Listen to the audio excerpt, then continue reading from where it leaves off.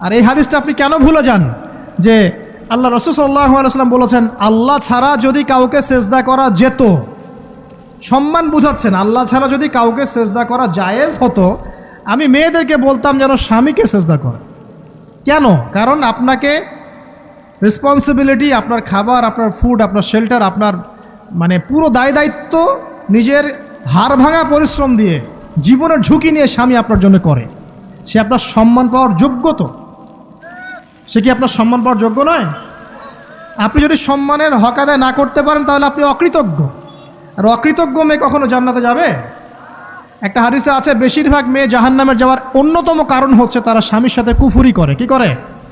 মানে সারা জীবন স্বামী ভালোবেসে যায়, ভরণ পোষণ দিয়ে যায়, সব চাহিদা পূরণ করে যায়, একদিন দেখবেন কথা কাটাকাটি হয়েছে, ওই দিন বলে বসবে যে তোমার কাছে আমি কিচ্ছু পাই নাই সারাদিন। এই যে কুফুরি, এই কারণে তারা জাহান্নামে